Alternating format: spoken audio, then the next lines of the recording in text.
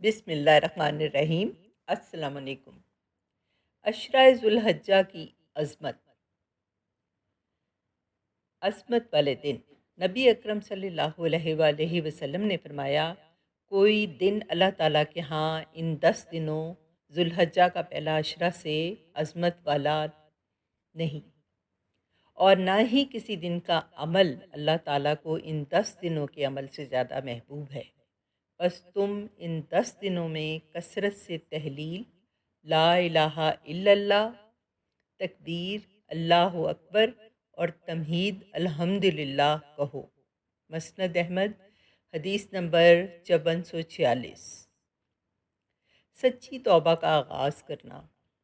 ہر مسلمان کو چاہیے کہ وہ نیکیوں کے موسموں میں اعمال صالحہ کی ابتدا اللہ تعالیٰ سے سچی توبہ و استغفار سے کرے۔ پختہ نیت و عزم کرنا۔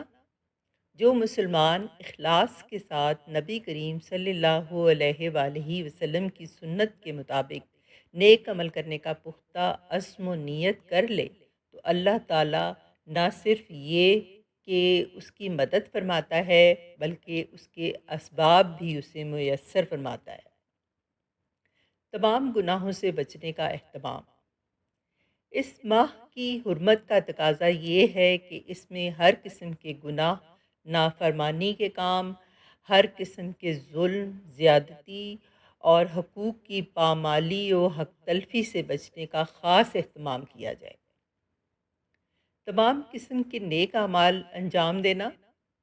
رسول کریم صلی اللہ علیہ وآلہ وسلم کے اس فرمان کو ہمیشہ یاد رکھیے کہ ان ذوالحجہ کے ابتدائی 10 دنوں میں کیے جانے والے اعمال صالحہ اللہ تعالیٰ کو سال کے بقیہ تمام دنوں میں کیے جانے والے اعمال سے زیادہ محبوب ہیں۔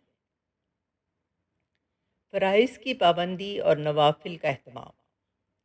فرائض میں سب سے مقدم نماز ہے، اسے پابندی سے اول وقت میں پڑھنا چاہیے۔ رسول اللہ صلی اللہ علیہ وآلہ وسلم نے فرمایا، اللہ کے آگے کثرت سے سجدہ ریز ہوا کرو۔ اللہ کے آگے تمہارا ایک سجدہ کرنے سے اللہ تمہارا ایک درجہ بلند کر دے گا اور ایک خطا کو مٹا دے گا۔ صحیح مسلم۔ کثرت سے تکبیرات پڑھنا۔ اپنی زبان کو تکبیرات سے تر رکھیں کہ ان میں سے ایک ایک آواز و پکار کل روز قیامت اللہ کے یہاں ہماری نجات کا سبب ہوگی انشاءاللہ۔ تکبیرات کے الفاظ: اللہ اکبر کبیرہ والحمد للہ کثیرہ وسبحان اللہ بکرۃ و اصیلا۔ ذوالحجہ کا مہینہ شروع ہونے کے بعد بال اور ناخن کا کاٹنا۔ جو شخص قربانی کرنے کا ارادہ رکھتا ہو اس کے لیے حکم ہے کہ ماہ ذوالحجہ کا چاند نظر آنے کے بعد سے قربانی کرنے تک نہ تو وہ اپنے جسم کے کسی حصے کے بال کاٹے یا اکھاڑے اور نہ ہی ناخن تراشے۔ حج و عمرہ کی ادائیگی۔ نبی کریم صلی اللہ علیہ وآلہ وسلم کا ارشاد ہے، جس شخص نے اللہ کے گھر کا حج کیا اور بےہودگی و فسق اور ہر قسم کے گناہ سے بچا رہا تو حج کے بعد اس حالت میں لوٹے گا جیسے آج ہی تمام گناہوں سے پاک ماں کے بطن سے پیدا ہوا ہو۔ صحیح بخاری۔ رسول اللہ صلی اللہ علیہ وآلہ وسلم کا فرمان مبارک ہے، حج مبرور مقبول کی جزا تو صرف جنت ہے۔ صحیح بخاری۔ عرفہ کے دن 9 ذی الحجہ کا روزہ 10 سال کے گناہوں کا کفارہ ہے۔ روزوں کا اہتمام کرنا، بالخصوص 9 ذی الحجہ کا روزہ رکھنا۔